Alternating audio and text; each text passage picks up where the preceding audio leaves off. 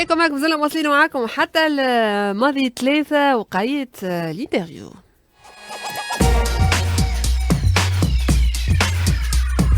La grande interview. وهو حاضر بحذنا يوسف المدب مدير معهد 1 تو 1 للإحصاء والدراسات. مرحبا بك يوسف. اهلا وسهلا. شكرا لك، عايشك الحمد لله. شكرا لك على الحضور وحضورك بحذنا مع معطيات وارقام وكالعاده لافرو بارومتر حول الوضع في تونس. خلينا ساعه قبل كل شيء نفكروا الناس شنو هو لافرو بارومتر، شنو قاعدين نحكي في كلمتين. يعطيك الصحة. لافرو بارومتر احنا كمان دونك شريكه في تونس، واللي هو مشروع بحثي غير ربحي. الهدف نتاعو يعمل في نفس الدراسة في 36 بلاد افريقيه بصفه دوريه كل سنتين. بدا 1999 ب 12 بلاد كهو، وتزادوا بالطرف كل ما سمحت بلاد باش تتزاد، كيما مثلا 2013 تزادوا البلدان تاع المغرب العربي بعد ما نفست الامور شويه وكل شيء. دونك في تونس احنا تو في الافروبارومتر اللي 9 جولات في تونس، سي لا 5 باك. دونك 2013 2015 2018 2020 2022. Donc, c'est le même questionnaire qui se fait في البلدان الكل. علاش؟ باش تنجم تقارن كل بلاد كيفاش تقدم من موجة لموج، وباش تنجم من جولة لجولة، وباش تنجم تقارن البلدان ما بين بعضها. مشروع ممول من بلوزيغ بايور دو فون، essentiellement أكثر ممول السيدا سويدوا، l'agence de coopération suédoise, l'USAID, l'agence de coopération japonaise, Banque mondiale, بيل جيتس فونديشن، مو ابراهيم فونديشن. معناها بلوزيغ من القارات كلها ممولين من جميع القارات. باش نحكيو شويه على تونس بطبيعه يوسف، والمنطلقه والفكره الاساسيه من البارومتر قبل حتى ما نمشي في تفاصيل النتائج. شنو هي دونك في الاخر بالكل باش ناس تعرف شنو تنجم تكون النتيجة، وفي كل سنتين وقت تصير العملية شنو النتيجة الرئيسية المنتظرة منه؟ المنتظرة منه هو يقول لك فسح المجال للمواطن الافريقي حتى يبلغ صوته. معناها انك تخلي مواطن عادي كيف يحكي على كل شيء، معناها هي العينة تكون بطريقته ويحكي في معناها فما مواضيع سياسية، فما حوكمة، فما اقتصاد برشا، فما فساد، فما مالي وإداري بالطبع، فما قضايا على المرأة، فما على التغيير المناخي، فما على الفيولونس اوبري دي زونفون، فما ليدوكاسيون سونتي. معناها الاستمارة تدوم 50 دقيقة مع المستجيب. معناها كلي ساعات نعملوها على مرتين، معناها كلي نخليو يرتاح شوية تشمل برشا حاجات. احنا اليوم باش نقدموا كان البارتي الاقتصادية، لكن باش نعملوا كل معناها باش نقدموهم اون ايتاب. ما نجمش خاطر البارح احنا حاولنا، احنا ماك تعرف دورنا سي لا بون كوليكت دي دوني، مش دورنا التحليل ولا لي ريكومونداسيون. هذاك علاش البارح احنا عملنا ليفينمون تاعنا، جبنا خبراء في الاقتصاد باش يحاولوا يحلوا الارقام ويعطيونا دي بيست باش نمشيو فيهم، على خاطر لا سيتواسيون مالوغوزمون دان بوين دو في ايكونوميك صعيبه شويه. جوستومون لونكيت صارت من 17 فبراير 21 مارس، وجوستومون النتائج خرجت مع عينه سالو تسمح ديما المتابعه المنهجيه، مع عينه ممثله دونك اللي هي صارت بالمعاينه العشوائيه. في هكا نقسموا تونس 46 سترات ويصير سيليكسيون سولون البوا ديموغرافيك نتاع كل سترات. علاش 46 سترات ساعه؟ على خاطر 24 غوفرنورا نضربوهم في الاثنين، خاطر مناطقهم الريفيه والحضريه، وعندنا دو غوفرنورا اللي هما 100% اوربان اللي هما تونس ومستير. دونك نلقاو احنا ب 46 سترات. لي 46 سترات هذوما يكونوا مقسمين اون دي بلوك دو فوازيناج فيهم 100 دار، وكل 100 دار هذيك يصيروا اختيارهم عشوائيا في par un nombre aléatoire selon le poids démographique نتاع كل سترات. وكي نخلطوا للبوان هذاك بالابليكاسيون جي بي اس، نلقاو لونكيتور يلقى روحه عنده ديليميتاسيون نتاع البوان اللي ما يلزموش يخرج منه، وعنده نقطه بدايه عشوائيه، وعدد المنزل والاتجاه اللي يمشي فيه عشوائيا كذلك. وكي يخلط للدار مش يجي يعملش الاستماره مع اللي يحلوا الباب الدار، لكن ياخذ قائمه الناس الكهول اللي فوق 18 سنه بالاعمار. معناها مثلا المراه الجده موجوده في الدار 80 سنه، بعدها ولدها، بعدها شكون بعد يخرج له لتابل دو كيش، هذا جدول كيش يخرج لك، يقول لك لازمك تخدم مع ثاني مراه في العمر، يعني الام مثلا. سا ديبون، فهمت؟ ساعات تلقى الشباب عايشين وحدهم مع بعضهم ولا حاجه. الفايده انه يكونوا عمرهم فوق 18 سنه، وحتى كانوا مش موجود لازمنا ناخذوا معاه موعد ونرجعوا له، خاطر قد ما تنقص من السبستيتيوشن قد ما تحسن في الكاليتي دي شانتيوناج نتاعك.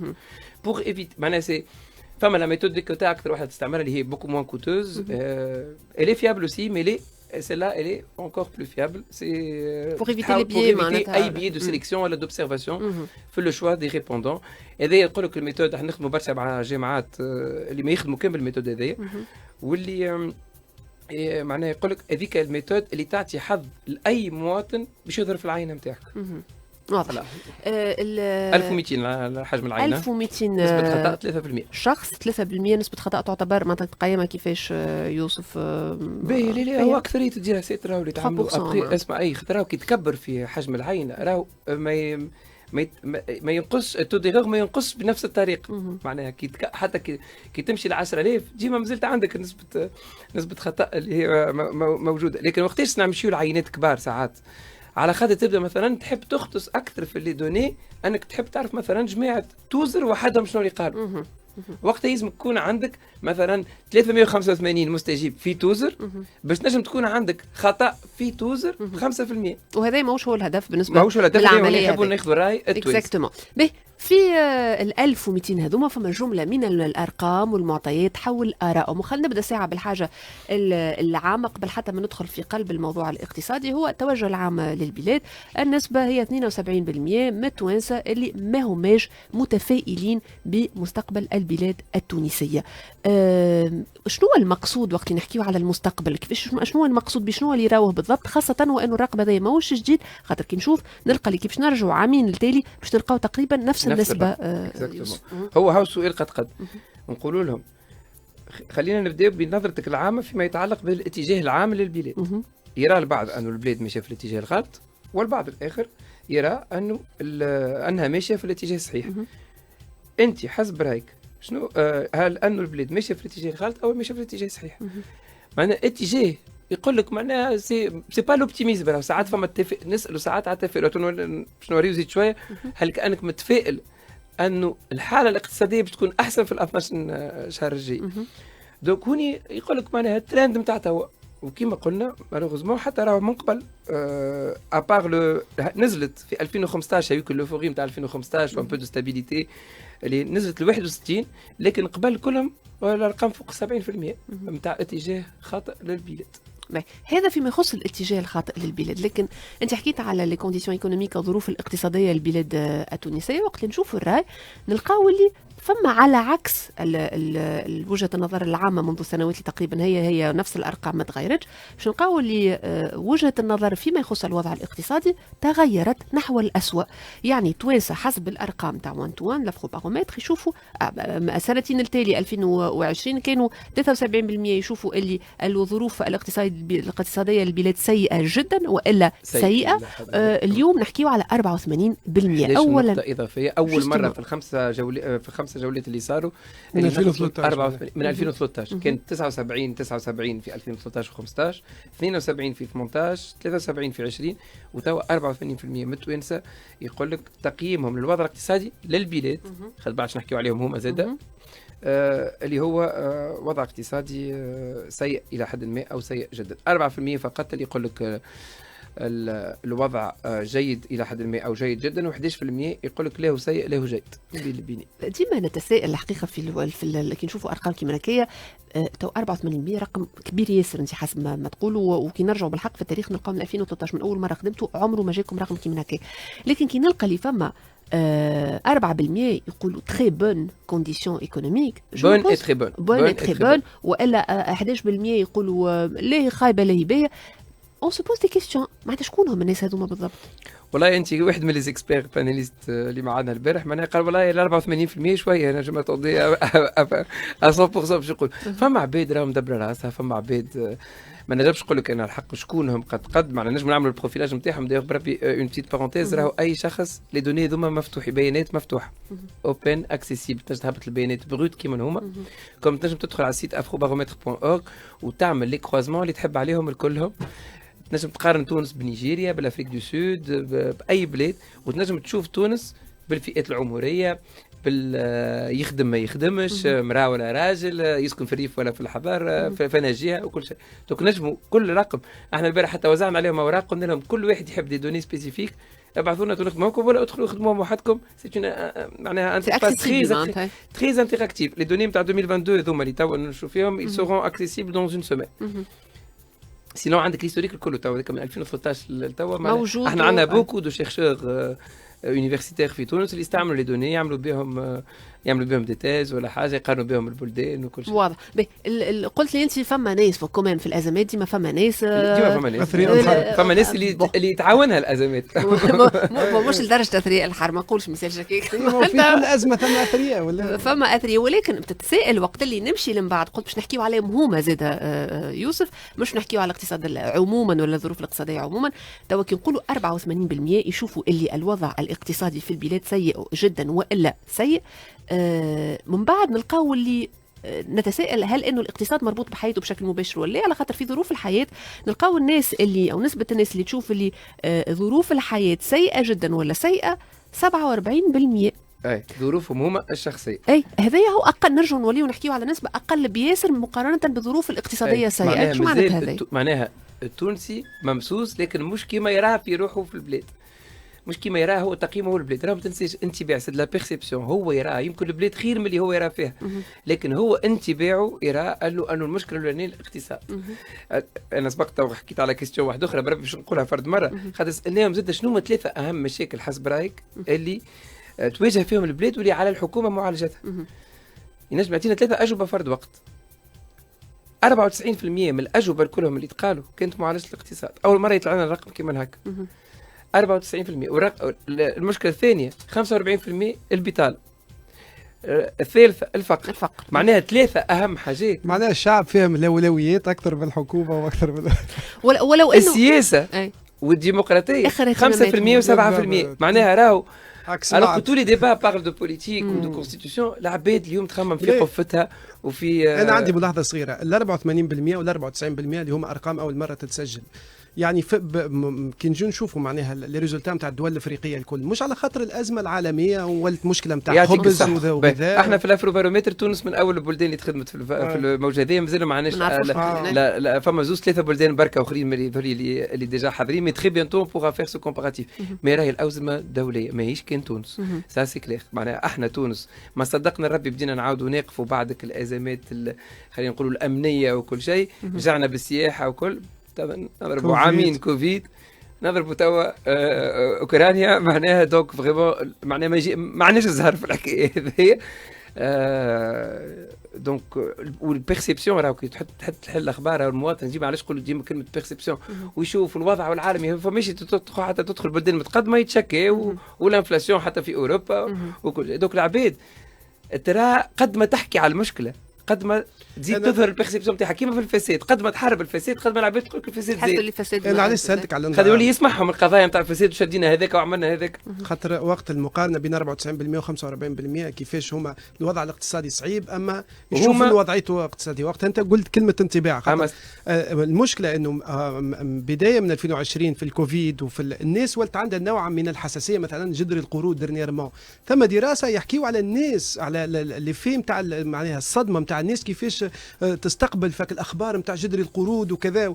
دونك الناس ولت عندها نوع من الحساسيه من ناحيه الازمات الاقتصاديه ولا اما راهو 47% كان 40% في 2020 اللي هو 7% مش حاجه معناها زيد بالكدا يتسمى راهو 7 نقاط. تعتبر 7 نقاط زياده كبيره. لا فما زياده راهو معناها انك وضعه هو معناها يقول لك الرقم اللي كانت سيئه الى حد ما وسيئه جدا من 40 يطلع ل 47 يفو سورفيي سا. ولو انه 2018 كنا 46% زاد كان فما ازمه معناتها في حياه التونسي اليوميه زاد كيف لكن توا بيرسيبتيبل رجعت معناها جوستومون كيما البيرسيبسيون هذيك. اما احنا سنة بلوس كو سا مشينا دخلنا معاه في بعض الضروريات اللي يعيش بهم هو التونسي. فما 5 فاريابل اللي احنا نستعملوهم في الافرو بارومتر بوغ اسيي دو كلاسي التوانسه في دي كاتيجوري نتاع فقر اللي هي لاكسي للغذاء لوقود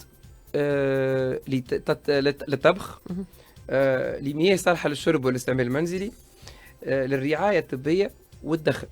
هذوما 5 فاريابلات اللي نستعملوهم باش نتبعوا الوضع نتاع العباد. تقييمهم كيفاش كان؟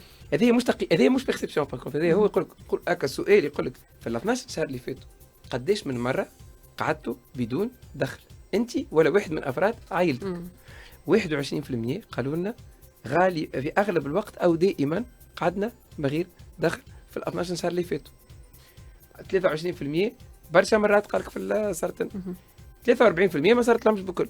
اكلي ما صارت لهمش بكل اي حاله من الحالات هذوكم يتسموا الناس اللي ما همش دون الفقر، معناها ما همش غير فوق فقراء. طبقه الفقراء. احنا نقولوا لا يوجد فقر في الكلاسيفيكاسيون. هذيك نغزوا لها الترند من 2013 ل 2022 ريتها لا يوجد فقر، كانت 47% من التوانسه تقلصت بشكل كبير. يقول لك كل شيء عمرها ما صارت لي، حتى مره ولا مرتين لا. من الخمسه الاسئله هذوك نزلت النسبه هذيا، او شوف فيها الترند مش صارت توا بالذات 20%، نزلت ل 20%. في 5 جولات نزلت ل 20%. باش نفسر شويه. معناها فوق، معناها 20% فقط اللي ما نقصوا من حتى حاجه من الحاجات هذوك. هذا باش نفسر شويه للناس باش اللي صعيبه شويه نوسيون. باش نفسر شويه العباد، خاطر انت حكيت على 5 اشياء مثلا تكون ما تحرمت من الماء، ما نجمتش تمشي للطبيب، ما عندكش مداخيل ماديه دونك تكون تنجم تصرف على روحك تقريبا. هذا هو الناس والغذاء وما لقيتش اكل معناتها 47%. 2013 كان 47%. هذوما كانوا ما صارت لهمش الجمله حتى مره في العام، ما صارت في ال 12 شهر اللي فاتوا. اليوم نحكيو على 20% فقط، وبالتالي الوضعيه سيئه. معناتها اعداد الناس اللي ما عاشوش وضعيات صعيبه كيما هكا تقلص بشكل هو كبير. سورتو الكوفيد معناها فما عباد فقدت الدخل على الاقل في بيريود معناها اللي سكرت شركات اللي هما كانوا يخدموا فيها مثلا يلقى روحه. فما شكون مازال ما لقى عاودش يلقى خدمه، فما شكون اللي قعد بيريود ما يخلص مثلا حتى اللي نعاود ترجعت الاكتيفيتي. الشوط الكبيره صارت في الكوفيد في اي هذه ما بين احنا التيران تاع 2020 وفي ليله اول كونفينمون. دوك ما كان 2020 ما فماش بكل اثار الازمه نتاع الكوفيد في الدراسه نتاع 2022 كنا نحكيو على 12 سنه اللي فاتوا. دونك هو راهو سورتو العباد اللي تخلقت راهو مش في العام الاولاني. لي كونسيكونس شركات برشا اللي بلوتو سكرت من بعد قعدت السوبزيست وبعد اللي في بدا اكثر في 2021. دونك اون بلان في ليتود نتاعنا اللي احنا سالنا على 12 شهر اللي فاتوا. هو في وسط هذايا يوسف، انت كنت قبليك حكيت على حاجتين، قلت هذا يمس التوانسه وحياه التوانسه بشكل مباشر، لكن من جانب اخر كنت قبليك وصفت الوضع الاقتصادي اجمالا، وقلت وقت اللي نسالوهم على الاولويات يقولوا الاقتصاد، الوضعيه الاقتصاديه، البطاله والفقر. انا ديما عندي تساؤل، في اغلب الدراسات التصنيف هكا يكون النتيجه تكون هكا. شنو بالنسبه للتونسي شنو الفرق ما بين الوضع الاقتصادي للبلاد والبطاله والفقر؟ لانه في نهايه المطاف البطاله نتيجه للوضع الاقتصادي. ما انت ما فهمتش كيفاش الغيزون بالضبط. احنا السؤال هو تلقائي، اجوبه تلقائيه، ما نقترحوش عليهم. ما نقولوش انت شنو اهم مشكله الاقتصاد ولا البطاله. يجاوب وحده يقول هو يجاوب سبونتانيمون. علاش نخرجوا البطاله ما نحطوهاش مع الاقتصاد؟ خاطر تلمون قالت وحدها، قالت تكستو يقول لك كلمه بطاله ولا يقول لك كلمه فقر. الاخرين الحاجات القضايا الاقتصاديه كلهم هو ما قالكش علاش الاقتصاد توكور. كل واحد اش قالك ارتفاع الاسعار ودرا شنو يتلموا معناها يصير ترميز نتاع الاجوبه كلهم باش نجموا يتقراو. خاطر كان باش نحطوا هما 1200 اجابه مستجيب وجاوبوا اون موين كل واحد 2.8 اجابات. فهمت؟ كان باش تحطهم كلهم ما يتقراوش. دونك لازمك تعمل لهم ترميز باش تلمهم مع بعضهم باش ينجموا يتقراو. نرجع بك للوضعيه التونسي بشكل مباشر. ملاحظ او مهم جدا يظل حساسه العمليه وقت نقولوا السقوط مدوي هذا من 47% الى 20%. هما الوحيدين المحميين من فكرة الفقر أو الحاجة إن صح التعبير. خلينا تحكي على حاجة أنت في الآخر بكل يوسف. هل نتحدث عن كسر الطبقة الوسطى بشكل كبير؟ يقولوا 47% تقريبا تحكي على شطر الناس. معناتها احنا تونس الفخر نتاعها كان ديما الطبقة الوسطى. ما نحبش نقول كسر الطبقه الوسطى، اما يفوت تو فيغ بور كونسيرفي الطبقه الوسطى. هذاك رايي. لا لانه علميا الارقام اللي تحكي فيها هي تارجح نحو الفقر. الكل معناتها الناس الكل تارجحت نحو الفقر. تمسوا برشا عباد تمسوا حتى اللي من الطبقه الوسطى تمسوا. لكن خلينا نوفيو سور نوت بوزيتيف خاطر جو بونس هو الوقت تقريبا نوفيو. كي سالناهم قداش كي نشوفوا المستقبل هل ترى أن الأوضاع الاقتصادية باش تكون في البلاد أحسن ولا أخيب في 12 شهر الجاي؟ نلقاو 44% من التوانسة يقول لك باش تكون الأوضاع أحسن، و31% باش يقول لك باش تكون أسوأ، و16% يقول لك حتى شيء ما باش يتغير. سون توجور اوبتيميست معناتها التوانسة رغم كل شيء. رغم كل شيء اوبتيميست. ماهوش الاوبتيميزم نتاع 2015 يوصل 69%، لكن ما يصيرش. خلي إن شاء الله انا كالعاده نحب ديما شو انت حبيت تكمل بنقطه ايجابيه رجعتي النقطه مالوغوزمون ما نجمش خاطر نفوتها نتعدى من غير ما نحكي عليها اللي هي مستوى الرضا حول المردود الحكومه الحاليه. وهذايا كان فيه وجهات نظر يوسف سداد. اي فما كي جبدنا لهم على القضايا الاقتصاديه كان التقييم تاع الاداء الحكومي صعيب برشا من طرف التوانسه، معناها ارقام عاليه برشا، معناها توصل ما بين ال 70 و 90%. يقول لك اداء سيء مثلا في حكايه ارتفاع الاسعار ولا ديمينوي لو جاب انتر لي ريش لي بوفر، هذوكم كانوا تقييمات صعيبه ياسر. لكن فما تقييم اللي هو طلع اللي هو تحسن، اللي هو مكافحه الفساد. كانت التقييم في 2020 19% يقول لك الاداء نتاع الحكومه جيد في مكافحه الفساد، طلع لتوا 35، معناها سي ان تران بوزيتيف. معناها ان شاء الله رغم اللي يقولوا انه مستوى الفساد زاد. هذيك في كل فاج تو كي نرجعوا الكلهم ما بين 63 و 66% من التوانسه يقول لك مستوى الفساد ازداد في ال 12 شهر اللي فات. كما قلت لك قد ما تحكي على الفساد قد ما في مخ العباد ويظل الفساد ستنفليو غادي شويه من الواضح في تونس. ان شاء الله نجموا نقضيو عليه خاطر سي اون دي زيتاب تري امبورطونت جو بونس. لكن هل نجموا نعتبروا اللي هما او المواطن التونسي راضي عن مردود الحكومه فيما يخص مكافحه الفساد؟ الرضا تحسن لكن مازال سون توجور انساتيسفي. فوالا خاطر اكثر من 50% ماهمش راضيين على الاداء الحكومه فيه، لكن الاداء الايجابي الى بريسكو دوبلي ما بين الفاك تاع 2020 و 2022. دونك افضل من وجهه نظر نتاع 2020، لكن مازال مش كافي. في انتظار النتائج، بقيه نتائج الساعه الحاجه الاولى. والحاجه الثانيه زاد مهم جدا اللي قال لي عبد السلام قبيله اللي هو مقارنه مع بقيه الدول الافريقيه فيما يخص التاثر بالازمه. باش نشوفوا زاد ردود التونسيين وبقيه الشعوب الافريقيه، هل فعلا فما فوارق كبيره والا لا؟ لانه اغلب الدراسات اونكور اون فوا في المده الاخيره هذه يقولوا لتونس من اكثر الدول اللي تضرت بالازمه العالميه، وهذا نجموا نشوفوه مستقبلا. احنا ديسي لا فان دو لاني باش يكونوا كيكملوا 36 بلاد، وون دي سيسيون اللي ديجا حاضره معناها باش تكون انونسمون افريكان الكل باش تنشر فرد وقت في البلدان الكلهم، اللي هي باش تكون كومباريزون دي كونديسيون دو في اي دو لا سيتواسيون ايكونوميك نتاع البلدان 36 نتاع الموجه هذه اللي نوتامون فيها الامباكت كوفيد والامباكت اوكران. شكرا لك يوسف المدن مدير معهد 1 تو 1 للاحصائيات في الدراسات. شكرا لحضورك مره اخرى. كان حديثنا حول افخو باغومتر حول الوضع الاقتصادي. يقعدوا مع بقيه برامج اكسبريس اف ام. نحن مازلنا مواصلين لكن مباشره من ابيجان. الكلمه باش تكون الوليد برحومه في اطار سيتيك افريكا. إيكوماج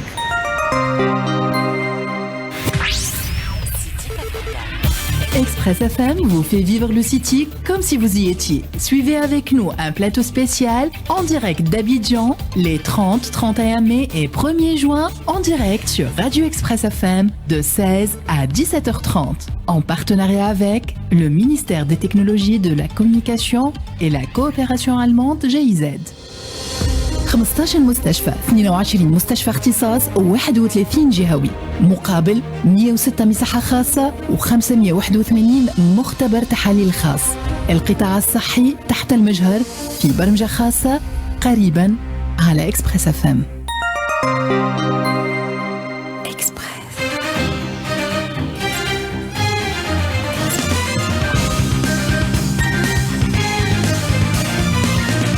إكسبريس اف ام تزيد في القيمة.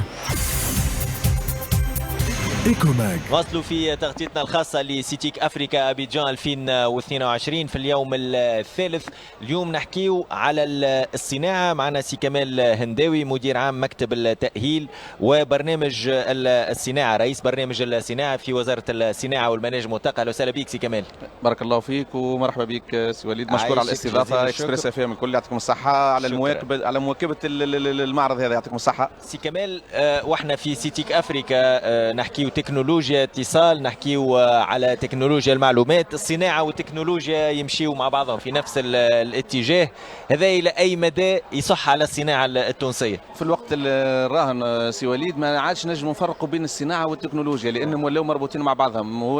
من الأول كي كانت الصناعة لو كان نحكيو تاريخيا كيفاش بدات الصناعة الا باسي بار 4 جينيراسيون. بروميير جينيراسيون اللي هي الصناعة اللي تعتمد على البخار، بعد جات الآلة واللي الكتريك، من بعد ولات الصناعه تعتمد على البرودكسيون اون شين ولا برودكسيون اون ماس، برودكسيون كبيره، ومن بعد جات الصناعه من الجيل الرابع اللي احنا فيها تو ولا العالم فيها تو. ان شاء الله ما نباس با اكوتي بالواحد كيما فاتونا لي تروا جينيراسيون من الاندستري، ان شاء الله ما تفوتناش ليفوليسيون الجينيراسيون هذه، ان شاء الله نكونوا مواكبين. وديجا احنا المؤسسات التونسيه الحقيقه يعتبروا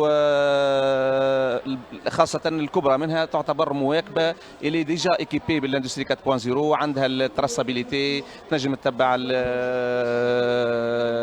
التراسابيليتي من التراسابيليتي نتاع لي برودوي نتاعها وين مشاو الانتاج نتاعها.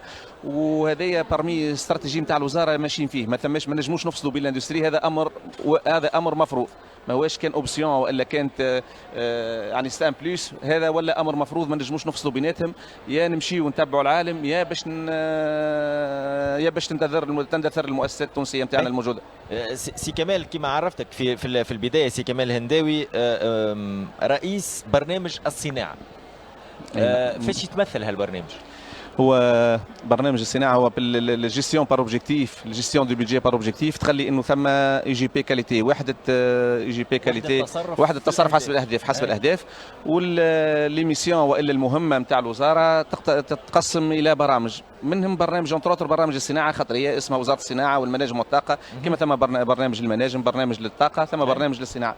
بالنسبه لبرنامج الصناعه نحددوا فيه الاهداف، الاستراتيجي نتاع البرنامج السنوي عن طريق عقود اهداف بين الفاعلين العموميين اللي هما مختلف المدخلين في الصناعه، من مراكز فنيه، من ابي وكاله النهوض بالصناعه والتجديد، فاعلين على مستوى مركزي، ادارات مركزيه، منهم مكتب التاهيل الصناعه، منهم الاداره العامه للبنيه التحتيه، المؤسسات هذم الكل والادارات العامه هذم الكل، نحدوا برنامج مع بعضنا بالطبيعه بالتشاور تحت رئيس المهمه اللي هو الوزير، ونحدوا برنامج الصناعه على 3 سنين، ومن بعد نتبعوه بالعام عن طريق عقود اهداف بين الفاعلين العموميين وبين رئيس البرنامج، وعلى هذا الاساس يتم صرف البيدجي لكل فاعل عمومي. دونك هذا بارمي. ونرجع في الصناعه، لو كان تقرا في لي رابور احنا نعم نخرجوا